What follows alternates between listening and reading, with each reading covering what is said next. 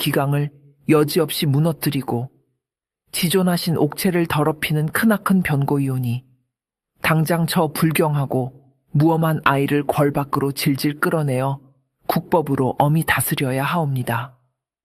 영의정의 서슬퍼런 호통에 다른 대신들 역시 짠 듯이 지당하신 말씀이옵니다. 제발 어전의 숭고한 권위를 지켜주시옵소서. 라며 들고 일어나 편전은 순식간에 시끌벅적한 난장판이 되었습니다.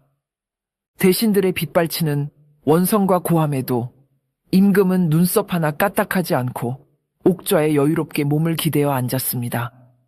그리고는 묵직한 손을 번쩍 들어 올려 끓어오르는 어전의 소란을 단숨에 잠재우고는 장례를 압도하는 무겁고 서늘한 목소리로 엄숙하게 선언했습니다. 모두 당장 입을 다물라. 그대들의 편협한 눈에는 이 아이가 그저 천하고 무지한 촌동네 코 흘리게 꼬마로만 보이겠지만 과인의 눈에는 오랫동안 꽉 막혀있던 눈과 귀를 번쩍 뜨게 해준 하늘이 내린 위대한 스승과도 같다. 오늘 이 엄숙한 어전회의에서는 과인이 묻고 답하는 대신 여기 서 있는 이 10살배기 평민 아이가 과인을 완벽히 대신하여 그대들의 썩어빠진 정치를 날카롭게 논하고 심판할 것이다.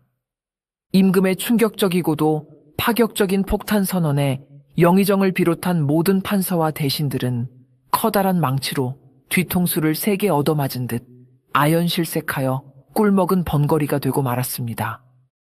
국가의 중대사를 논하는 신성한 자리에 글자 하나 모르는 일자무식의 천민 꼬마를 국왕의 대리인으로 세우겠다니 이는 명백히 조정 대신들 전체를 바보 천치로 취급하며 뼈아프게 모욕하는 처사였습니다. 대신들의 얼굴에는 참을 수 없는 굴욕감과 당혹감이 복잡하게 교차했으나 지존하신 임금의 서슬퍼런 명령을 대놓고 거역할 명분은 없었습니다. 산이는 굴욕감의 분노로 씩씩대는 양반들을 향해 여유롭게 뒷짐을 지고 빙그레 웃으며 마치 노련한 사냥꾼처럼 그들의 허점을 무자비하게 파고들 거대한 논리의 사냥을 시작할 준비를 마쳤습니다. 수치심과 모멸감에 부들부들 떨던 영의정이 억지로 구겨진 자존심을 애써 추스르며 마침내 한 걸음 앞으로 나섰습니다. 그는 산이에 남루한 무명옷을 위아래로 훑어보며 가소롭다는 듯 코웃음을 치고는 특유의 교묘하고 거만한 목소리로 날카로운 질문을 던졌습니다. 전하의 뜻이 정 그러하시다면 이 늙은 신하가 엎드려 어린 도령에게 묻겠소이다. 글 한 줄 도통 모르는 무식한 네가 감히 국정을 어찌 안다고 나서는 것이냐. 내 놈의 짧은 식견으로 생각하기에 작금의 백성을 다스리고 나라를 부강하게 하는 정치의 근본이 도대체 무엇이라 생각하느냐. 어디 그 잘난 입으로 공맹의 도를 한번 논해보거라. 영의정은 어려운 유교 경전의 지식을 요구하여 꼬마의 무식함을 만천하에 폭로하고 철저히 망신을 주려는 교활한 속셈이었습니다. 대신들이 속으로 쾌재를 부르며 꼬마의 입이 꾹 닫히고 망신당하기를 기다렸으나 산이는 당황하기는커녕 오히려 여유롭게 턱을 치켜들며 한 걸음 앞으로 나섰습니다. 산이는 대궐의 굵은 기둥을 삿대질하듯 가리키며 낭낭하고 또랑또랑한 목소리로 당당하게 대답했습니다. 늙으신 영의정 대감, 저는 책을 읽지 못한 까막눈이라 공자니 맹자니 하는 그 어려운 소리는 도통 모릅니다. 허나 천하를 다스리는 세상 이치라는 것이 흙바닥에서 땀 흘려 농사 짓는 것과 다를 바가 무엇이겠소? 백성을 다스리고 나라를 살찌우는 정치의 근본은 아주 단순하옵니다. 척박한 밭을 가려면 먼저 튼튼한 소를 끌고 나가 쟁기질을 제대로 해야 가을에 넉넉한 추수를 할 수 있는 법이지요. 시골의 흔한 농사 비유가 튀어나오자 대신들은 역시 무식한 촌놈이라며 킥킥대며 실소를 터뜨렸습니다. 하지만 산이의 입에서 튀어나온 다음 말은 그들의 얄팍한 비웃음을 단숨에 산산조각 내기에 충분했습니다. 산이는 작은 두 눈을 매섭게 번뜩이며 자신을 비웃는 대신들을 하나하나 노려보며 말을 이었습니다. 그런데 말입니다, 대감. 불쌍한 농부가 커다란 소 한 마리를 힘겹게 끌고 바른 길로 나아가 밭을 가려는데 그 뒤에서 살이 포동포동하게 찐 징그러운 쥐, 때 수십 마리가 무거운 쟁기에 악착같이 매달려 백성들의 귀한 쌀가마니를 구멍내고 다 갉아먹고 있으니 그 소가 무거워서 어찌 앞으로 단 한 발자국이라도 나아갈 수 있겠습니까? 소가 짐에 짓눌려 쓰러져 병들기 전에 그 쟁기에 매달린 탐욕스럽고 살찐 쥐떼들부터 몽둥이로 무자비하게 때려잡는 것이 진짜 바른 정치의 근본 아니겠소. 편전하는 일순간에 꽁꽁 얼어붙은 차가운 겨울 냇물처럼 적막해지고 말았습니다. 고상하게 공자맹자를 읊조리며 매일같이 백성의 고혈로 화려하게 호의호식하던 고관대작들을 나라의 발전을 가로막고 백성의 쌀가마니를 갉아먹는 살찐 더러운 쥐떼로 어전 한가운데서 정면으로 비유한 것입니다. 늙은 영의정의 얼굴은 극도의 수치심과 주체할 수 없는 분노로 일그러져 검붉은 자줏빛을 띠었고 다른 대신들 역시 자신들의 찔리는 썩은 치부를 완벽하게 묘사한 이 뼈 때리는 비유에 차마 입을 떼지 못하고 이마에 식은땀만 비오듯 흘렸습니다. 반면 어좌에 앉아 이 광경을 지켜보던 임금은 속으로 무릎을 탁 치며 그 어느 때보다 속이 뻥 뚫리는 통쾌한 표정을 감추지 못했습니다. 시골 꼬마사니의 선제 공격은 너무나도 완벽하고 치명적이었습니다. 영의정이 꼬마의 일격에 허무하게 나가떨어지자 이번에는 국가의 조세와 재정을 총괄하는 호조 판서가 씩씩대며 다급히 방역에 나섰습니다. 그는 헛기침을 크게 두어 번 한 뒤 산이를 위압하려는 듯 자신이 통달한 두꺼운 법전을 들먹이며 몹시 거만한 어조로 쏘아붙였습니다. 네 이놈, 어디 신성한 어전에서 천박하게 쥐니 소니 하는 짐승의 비유를 들먹이며 충신들을 능멸하느냐. 작금의 극심한 가뭄을 해결하기 위해서는 일단 국가의 곳간이 차야 하거늘 조세의 율이 엄격히 이러하고 진율의 법도가 절어하거늘 무지몽매한 천민인 네가 어찌 그 복잡하고 오묘한 국가 재정의 깊은 이치를 안단 말이냐. 당장 백성들에게 세금을 더 걷어 비어가는 곳간을 튼튼히 채우는 것이 최우선 과제다. 호조 판서의 장황한 법률 용어와 거드름에도 산이는 전혀 기죽지 않았습니다. 산이는 한 손으로 콧구멍을 쑤시며 너무나도 한심하다는 표정으로 호조 판서의 화려한 관복을 위아래로 훑어보았습니다. 아이고, 으스대는 판서 영감. 그 두꺼운 책 속에 쓰인 복잡한 한자 구절을 앵무새처럼 줄줄 외우면 도대체 뭐 한답니까? 정작 가장 중요한 진짜 물줄기의 방향은 쥐뿔도 모르시면서 나라의 재정을 든든하게 채운답시고 메말라 비틀어진 불쌍한 백성들의 텅 빈 주머니를 먼지 나도록 털어대니 그것이 썩은 우물물 퍼내는 것과 다를 바가 무엇이오. 백성이라는 생명수 샘물이 이미 바닥을 드러냈는데 거기에 세금 바가지를 들이밀면 황금이라도 펑펑 솟아오른답니까? 산이의 날 선 지적에 호조 판서의 수염이 파르르 떨렸습니다. 산이는 코에서 빼낸 흙 묻은 손가락을 툭툭 털며 목청을 높여 말을 이어갔습니다. 높으신 영감님들, 제 말 좀 똑똑히 잘 들으시오. 산곡대기에 있는 우물 윗물이 시커멓게 썩어빠져 악취가 진동하고 있는데 산 아래 아랫물에서 세금을 건네만해하며 바가지 크기나 열심히 재고 앉아있으면 도대체 어디서 맑고 깨끗한 물이 솟아나온답니까? 가뭄으로 굶어 죽어가는 불쌍한 백성들의 텅 빈 뱃가죽과 쌈짓돈을 쥐어짤 비열한 궁리만 하지 마시고 나으리들 집 뒷마당에 꽁꽁 숨겨둔 그 거대한 창고에 가득 쌓여 벌레가 먹어가는 썩은 쌀가마니부터 밖으로 시원하게 푸시지요. 윗물이 깨끗하게 흘러 넘쳐야 아랫물도 맑아져 백성들의 밭에 튼튼한 곡식이 자라는 법 아니겠소. 호조 판서는 자신의 늙은 얼굴이 극도의 수치심으로 벌겋게 달아오르는 것을 느끼며 파르르 떨리는 입술을 꽉 깨물었습니다. 굶어 죽어가는 백성들에게 가혹한 세금을 강요하는 썩어빠진 조세제도의 모순과 고위 관리들의 부정부패로 꽉 막혀버린 곡식 창고의 부조리함을 썩어빠진 우물물이라는 기막힌 비유로 단숨에 간파당했기 때문입니다. 백성들의 핏대 어린 세금으로 매일 밤 호화로운 연회를 즐기면서도 겉으로는 나라의 재정을 위하는 척했던 호조 판서의 역겨운 위선이 시골 꼬마의 말 한마디에 완전히 발가벗겨진 셈이었습니다. 어전의 모든 대신들은 또다시 꿀먹은 번거리가 되었고 임금은 연신 고개를 끄덕이며 꼬마의 거침없는 언변에 속으로 아낌없는 박수갈채를 보내고 있었습니다.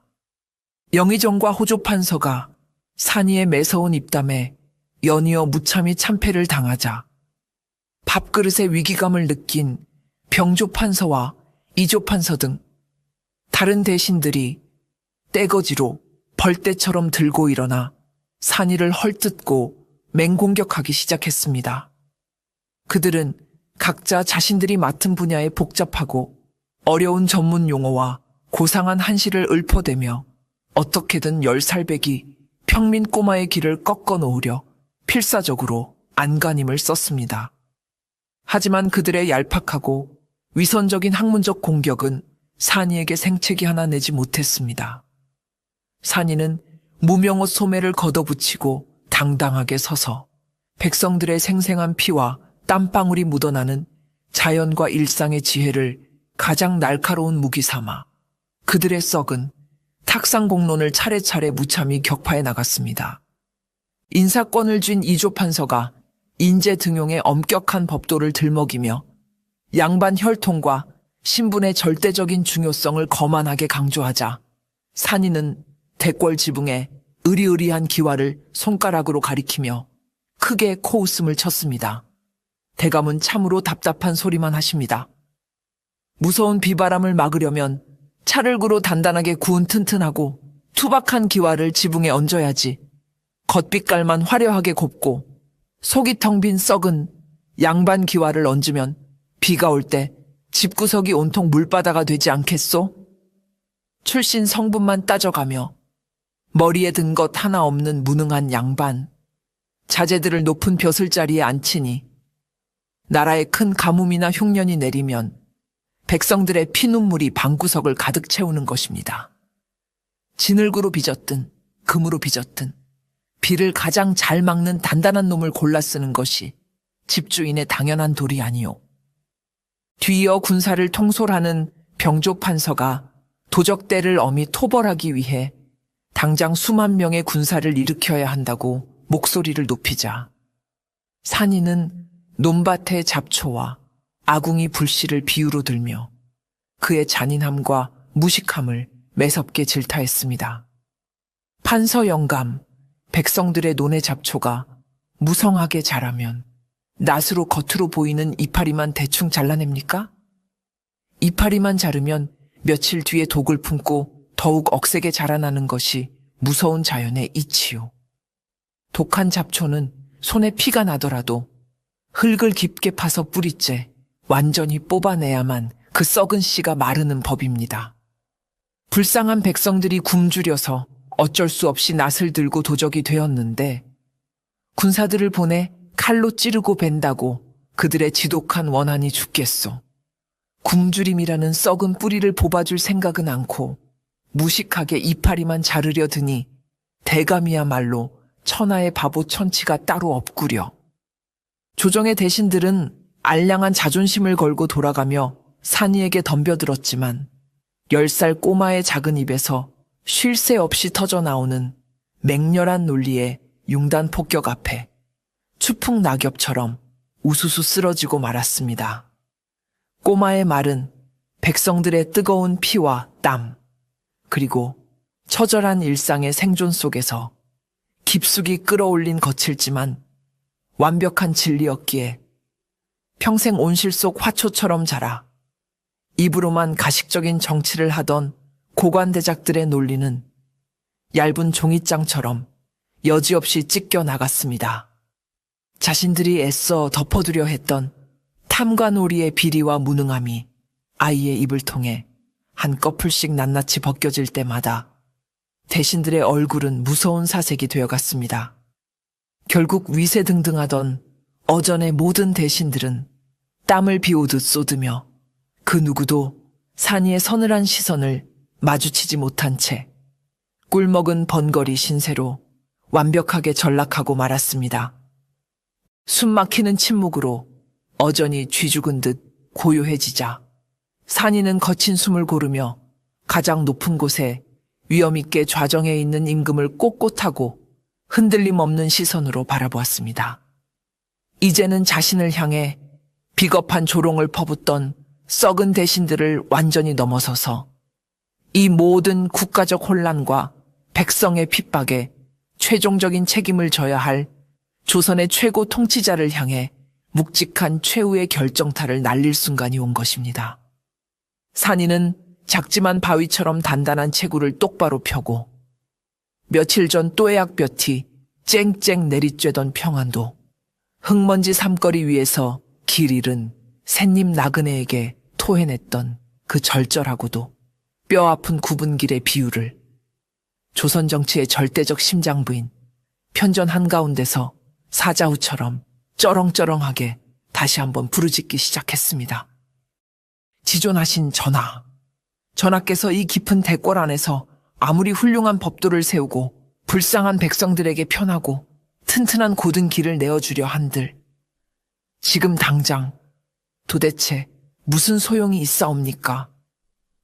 여기 전하의 발밑에 납작 엎드려 있는 저 교활한 판서 대감들과 지방의 사또놈들이 조선 팔도의 좁은 길목마다 뾰족하고 무서운 가시덤불을 겹겹이 쳐놓고 굶주린 백성들의 등골을 빼먹는 잔혹한 통행세를 악착같이 뜯어내고 있는데 말이 옵니다. 전하께서 아무리 백성을 사랑하여 훌륭한 어명을 내리신다 한들 중간에서 저 썩은 쥐떼들이 그 어명을 갈기갈기 찢어 발기니 그 크신 은혜가 어찌 첩첩산중 시골 구석의 천한 백성들에게까지 온전히 닿을 수 있겠사옵니까? 산이의 낭낭한 목소리는 백성들의 분노와 슬픔이 엉켜 점차 파르르 떨려왔습니다. 하루하루 살고자 발버둥치는 가엾은 백성들은 그 지독한 가시덤불에 찔려 붉은 피를 흘리다 못해 결국 목숨을 부지하기 위해 이리저리 멀고 험한 굽은 길로 돌아가다가 결국 절벽 아래 낭떠러지로 비참하게 떨어져 죽어가고 있사옵니다. 전하께서 진정으로 조선의 불쌍한 백성을 어여삐 여기시는 참된 군주가 맞으시다면 먼 산을 쳐다보며 책상머리에서 공자맹자를 읊을 것이 아니라 당장 백성들의 앞길을 가로막고 피눈물을 쥐어짜내는 저 잔악한 가시덤불들부터 날카로운 낫을 들어 모조리 쳐내고 불태워 뿌리 뽑아 주시옵소서. 산이의 작지만 거대한 폭포수처럼 우렁찬 외침이 편전의 묵직한 들보를 강하게 때리며 끝없이 메아리 쳤습니다. 10살 꼬마의 작은 입을 통해 쏟아진 이 처절하고 핏빛 어린 백성들의 절규는 그동안 대신들이 임금의 눈을 가리기 위해 겹겹이 쳐놓은 거짓된 평화의 장막을 단숨에 산산조각 냈습니다. 꼬마의 맑은 눈에 비친 조선은 장계에 쓰인 평화로운 태평성대가 아니라 탐관오리들이 쳐놓은 무자비한 가시덤불 속에서 힘없는 백성들이 붉은 피를 흘리며 죽어가는 끔찍한 생지옥이었습니다. 어전의 모든 대신들은 마치 벌거벗겨진 채 날카로운 시퍼런 칼날 위에 선 듯 극심한 공포와 수치심에 온몸을 사시나무처럼 부들부들 떨었습니다. 그들은 이 꼬마의 입을 막지 못한 오만함을 뼈저리게 후회했지만 이미 임금의 눈빛은 폭풍 전야의 먹구름처럼 서슬 퍼렇게 타오르며 걷잡을 수 없는 거대한 분노를 강렬하게 예고하고 있었습니다. 산이의 뼈아픈 외침이 끝나기가 무섭게 어좌에 굳은 듯 앉아있던 임금이 벼락 같은 고함을 지르며 용수철처럼 벌떡 일어났습니다. 임금은 주체할 수 없는 거대한 분노로 얼굴이 붉게 달아올라 옥좌 앞에 무거운 탁자를 쾅 하고 부서져라 내리쳤습니다. 어전의 신료들은 똑똑히 들었느냐. 책상머리에 나른하게 앉아 고기를 뜯으며 공자왈 맹자왈 헛소리만 늘어놓는 너희 교활한 대신들보다 흙바닥에서 뒹굴며 지게를 지는 이 10살배기 촌동네 아이의 두 눈이 천배 만배는 더 정확하게 세상의 진실을 꿰뚫어 보고 있다. 너희는 그 알량한 벼슬아치 관복을 입고도 정녕 하늘이 부끄럽지도 않단 말이냐. 임금의 우렁차고 서슬 퍼런 사자우가 넓은 편전을 매섭게 뒤흔들자 위세등등하던 영의정을 비롯한 호조판서, 병조판서 등 조정에 내로라 하는 고위 대신들이 마치 벼락을 맞은 듯 혼비백산하여 차가운 돌바닥에 납작 엎드렸습니다. 그들은 이마에서 피가 나도록 바닥에 쿵쿵 찌으며 지존하신 전하, 어리석은 신들이 감히 죽을 죄를 지었사옵니다. 부디 하해와 같은 은혜로 노여움을 거두어 주시옵소서 라며 사시나무 떨듯 바들바들 떨며 살려달라 읍소했습니다. 평소 임금의 온화한 성품만을 믿고 제멋대로 국정을 주무르던 그들에게 가장 밑바닥 백성의 처절한 목소리를 등에 업고 진정한 군주로 무섭게 각성한 임금의 분노는 그야말로 하늘이 무너져 내리는 듯한 끔찍한 공포 그 자체였습니다. 임금은 바닥에 엎드려 벌레처럼 기어다니며 비굴하게 목숨을 구걸하는 대신들을 한없이 차갑고 경멸 어린 눈초리로 내려다보았습니다. 너희들은 백성들의 피눈물로 지은 화려한 기와집에 살면서 정작 비가 오면 백성들이 썩은 기와 아래서 물바다를 겪게 만들었다. 가뭄으로 수많은 백성들이 굶어 죽어가는 비참한 판국에 너희 창고에 쌀을 풀어 살릴 생각은 않고 오히려 악랄하게 통행세를 걷고 산길을 막아 그들을 낭떠러지 벼랑 끝으로 등 떠민 잔혹한 살인자들이 바로 너희들이다. 과인은 이제 두 번 다시 너희들의 달콤하고 교활한 새치혀에 속아 넘어가는 꼭두각시 군주가 되지 않을 것이다. 임금의 단호한 선포의 대신들은 칠흑 같은 절망의 나락으로 떨어지는 끔찍한 기분을 뼈저리게 느꼈습니다. 편전의 이 뜨겁고 숨막히는 역사적인 순간을 곁에서 묵묵히 지켜보던 산이는 빙그레 웃으며 여유롭게 뒷짐을 지고 있었습니다. 조선의 지존인 임금이 진정으로 막혀있던 눈과 귀를 활짝 열고 백성을 위해 호랑이처럼 무섭게 포효하는 모습을 두 눈으로 직접 보니 며칠 전 평안도 뙤약볕 삼거리에서 자신의 흙 묻은 식은 볼이 주먹밥 반쪽을 눈물을 훔치며 맛있게 삼켜주었던 그 샌님 나그네의 진심이 결코 거짓이 아니었음을 확신할 수 있었습니다.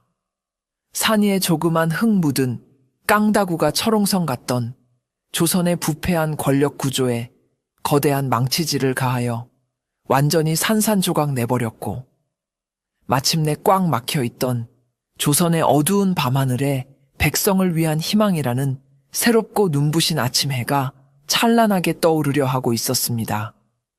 임금은 산이가 어전에서 던진 날카로운 통찰력을 강력한 명분과 무기 삼아 그동안 교활한 당파의 눈치를 보느라 차마 실행에 옮기지 못하고 마음속에만 미뤄두었던 대대적이고 피비린나에 나는 숙청의 칼바람을 마침내 무자비하게 감행했습니다. 폭풍 같던 어전회의가 끝난 직후 백성들의 귀한 고혈을 거머리처럼 빨아먹으며 국정을 제멋대로 농단하던 때 같은 탐관오리들과 썩은 고위 대신들은 줄줄이 거친 포승줄에 묶여 의금부의 차디찬 감옥으로 질질 끌려갔습니다. 천하를 오만하게 호령하던 영의정은 부정축제한 가산이 모조리 정몰되어 먼 섬나라 유배지로 비참하게 쫓겨났고 세금을 빙자해 백성을 착취하던 판서들과 지방의 악덕 사또들 역시 파직과 참수라는 엄중한 국법의 섯을 퍼런철퇴를 결코 피하지 못했습니다. 탐관오리들이 쫓겨난 조정의 빈자리에는 신분과 파벌을 막론하고 오직 청렴함과 능력을 인정받은 참신한 인재들이 파격적으로 대거 등용되어 흐트러진 기강을 다잡았습니다. 임금은 가장 먼저 탐관오리들의 비밀 창고와 권문세가들의 사사로운 곳간을 군사를 동원해 강제로 열어젖혔습니다. 그곳에서 쏟아져 나온 산더미 같은 쌀가마니들은 임금의 지엄한 어명에 따라 중간에서 단 한 톨의 착복도 없이 가뭄으로 굶어 죽어가는 전국의 피폐한 마을들로 곧장 달려가는 수레에 가득 실렸습니다. 백성들을 잔인하게 쥐어짜던 가시덤불들이 완전히 제거되자 구휼미는 험한 산길을 우회할 필요 없이 넓고 곱게 뻗은 직행로를 타고 굶주린 백성들의 텅 빈 뱃속으로 시원하게 흘러 들어갔습니다. 뿐만 아니라 임금은 산이가 지적했던 불합리한 통행세와 가혹한 강제 노역을 전면적으로 금지하는 새로운 국법을 만천하에 반포하였습니다. 힘없는 양민들이 길바닥에서 억울하게 수탈당하는 일이 없도록 강직한 암행어사들을 전국 팔도에 파견하여 지방 수령들의 횡포를 철저히 감시하게 만들었습니다. 무서운 가시덤불이 거치고 탁 트인 고든 길이 열리자 죽음의 공포에 떨며 험한 산속에 숨어 지내던 굶주린 백성들은 하나둘 고향으로 돌아와 다시 쟁기를 잡고 희망의 씨앗을 뿌리기 시작했습니다. 불과 며칠 전까지만 해도 절망의 통곡만이 가득했던 조선 팔도의 하늘 아래에는 이제 임금의 어진 성덕을 칭송하며 새로운 내일을 기대하는 활기찬 백성들의 노랫소리가 널리 울려 퍼지고 있었습니다. 이 모든 극적이고 통쾌한 국가적 대변화의 중심에는 평안도의 인적 드문 흙먼지 흩날리는 삶거리에서 우연히 만난 10살배기 시골 꼬마 산이가 맹렬하게 던진 묵직한 돌직구 한 방이 고스란히 자리 잡고 있었습니다. 그 작은 소년의 꾸밈 없고 용기 있는 외침이 꽉 막혀있던 임금의 귀를 시원하게 뚫어주었고 군주로서의 무거운 책무를 잊고 무기력하게 방황하던 국왕의 차가운 심장에 정의의 횃불을 다시금 맹렬하게 지피게 만든 것입니다. 수십 년 묵은 썩은 고목나무 같았던 조선의 답답한 정치가 오랜만에 시원하고 맑은 새 바람을 맞으며 속 시원히 뻥 뚫리게 된 이 경이로운 사건은 궐 안팎을 넘어 굶주리던 온 나라 백성들의 꽉 막힌 체증을 한 방에 내려주는 역사상 가장 짜릿하고 기적 같은 통쾌한 승리였습니다. 폭풍처럼 거세게 휘몰아쳤던 살벌한 어전회의가 무사히 끝나고 썩은 대신들이 모두 차디찬 감옥으로 끌려가 말끔히 깨끗해진 대궐에 진정한 평화가 찾아왔습니다. 임금은 수십 년 묵은 무거운 체증이 모두 씻겨 내려간 듯 한결 가벼워지고 환해진 얼굴을 하고서 오늘의 이 위대한 혁명을 이끌어낸 최고 공신인 산이를 가장 내밀하고 조용한 내전으로 다정하게 따로 불렀습니다. 내전의 넓은 탁자 위에는 평소에 화려한 사내 진미 대신 두 사람이 며칠 전 평안도 삼거리에서 처음 만났을 때처럼 투박한 보리주먹밥 두 덩이와 시원한 맑은 냉수 한 사발만이 옥반 위에 정갈하게 놓여 있었습니다. 임금은 산이를 자신의 바로 곁에 앉히고는 거친 주먹밥을 크게 베어 물며 몹시 흐뭇한 미소를 지어 보였습니다.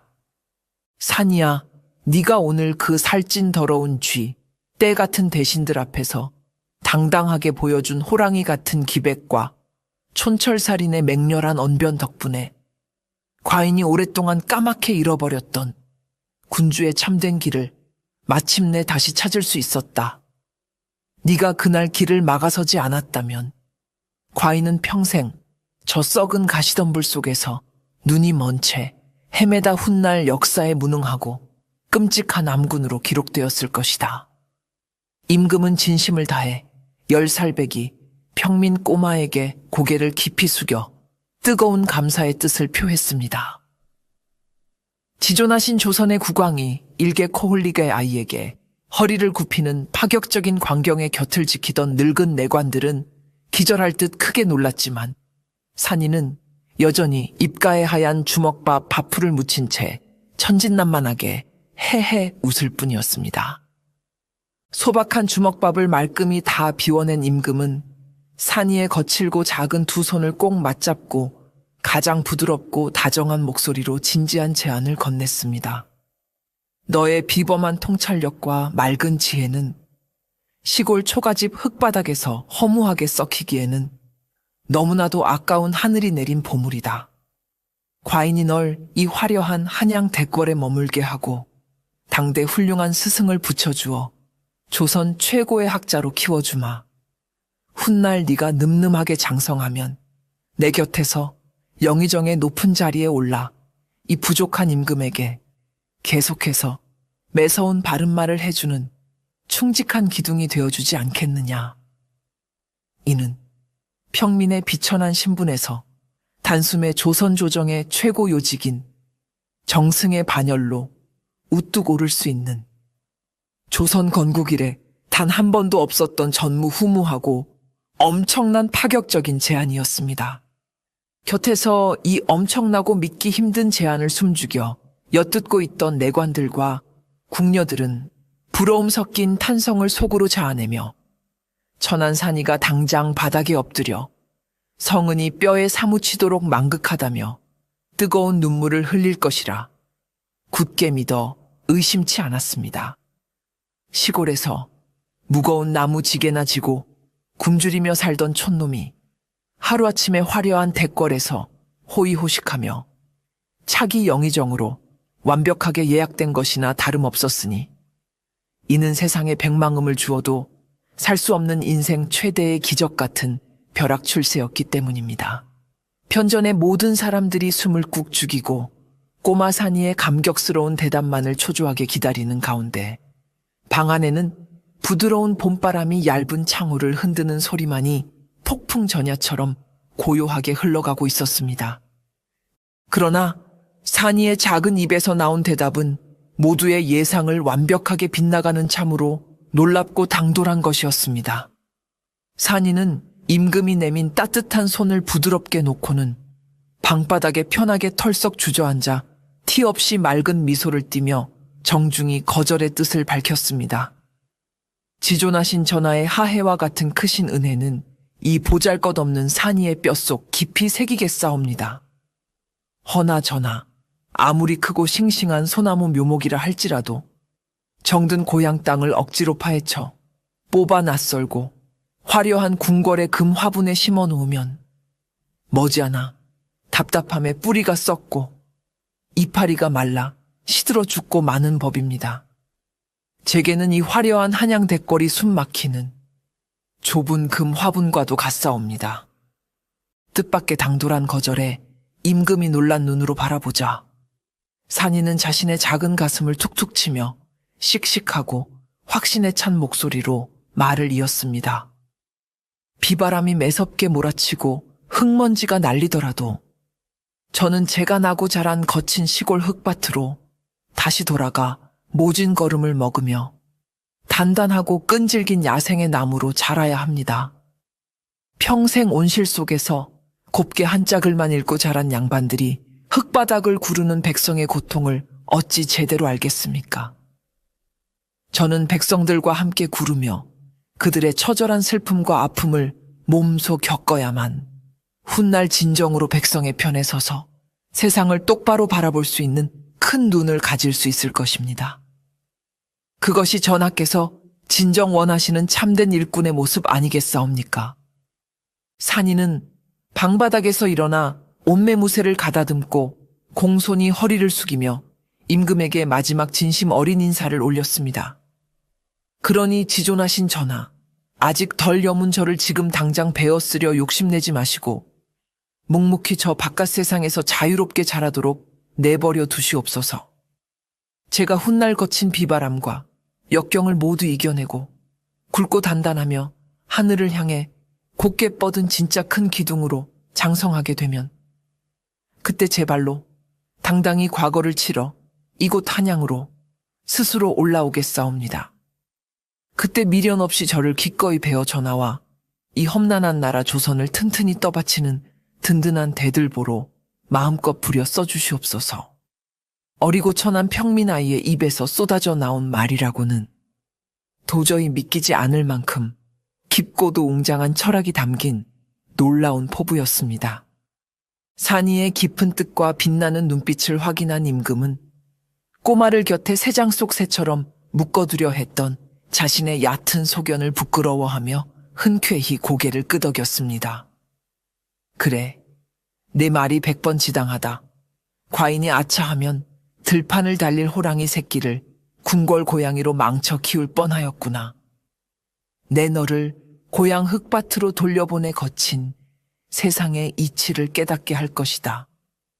허나 과인이 처음 내게 주었던 그 푸른 옥파의 약속은 절대 잊지 마라. 네가 무성한 대들보가 되어 스스로 한양으로 돌아오는 그 역사적인 날을 과인은 매일 밤 설레는 마음으로 간절히 기다리마. 임금과 산이는 서로를 마주보며 조선의 더 밝은 미래를 기약하는 굳건한 맹세를 가슴에 새겼습니다. 산이는 임금이 하사하려던 수많은 화려한 비단옷과 무거운 엽전 꾸러미를 한사코 고집스럽게 사양한 채 오직 처음 주먹밥 값으로 무심코 받았던 맑고 푸른 옥파의 하나만을 품속 깊이 소중히 간직하고 당당하게 궐 밖을 나섰습니다. 푹신한 궁중 가마를 타는 대신 자신의 튼튼한 두 다리로 직접 흙길을 걷기를 간청한 산이는 한양도성의 붐비는 거리를 지나 며칠 만에 흙먼지가 풀풀 날리고 익숙한 새소리가 지저귀는 자신의 고향 평안도 총우석 삼거리로 무사히 돌아왔습니다. 돌아온 산이의 앳된 얼굴은 한양에 끌려갈 때보다 흙먼지가 더 잔뜩 묻어 꼬질꼬질했지만 세상을 품은 그의 두 눈빛만큼은 밤하늘을 수놓은 수천 개의 별빛보다 더 강렬하고 맑게 빛나고 있었습니다. 마음을 졸이던 마을 사람들은 대궐로 무섭게 불려갔던 산이가 목이 달아나지 않고 살아서 돌아온 것만으로도 하늘이 도운 기적이라며 버선발로 뛰어나와 얼싸안고 춤을 추며 기쁨의 눈물을 펑펑 흘렸습니다.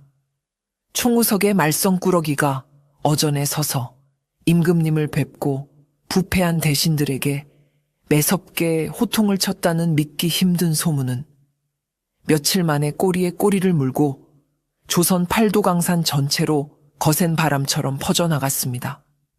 살아남은 탐관오리들은 어명보다 그 시골 꼬마의 무서운 눈초리가 더 두렵다며 벌벌 떨며 납작 엎드려 몸을 사렸고 가난한 백성들은 산이의 통쾌하고 짜릿한 어전회의 무용담을 주막에 둘러앉아 맛있는 안주 삼아 나누며 고단한 삶의 시름을 시원하게 달랬습니다. 한편 한양 대궐의 임금은 겉으로는 전혀 내색하지 않았으나 뒤에서 은밀하고 치밀하게 산이의 촌동네 마을로 조선 최고의 훌륭한 학자들을 신분을 평민으로 숨긴 스승으로 파견하였습니다. 천재적인 통찰력과 배포를 가진 야생마 같은 산이가 바른 학문의 길을 단단히 익혀 훗날 더욱 크고 강직한 인재로 성장할 수 있도록 국왕으로서 조용하고도 가장 든든한 그림자 후원을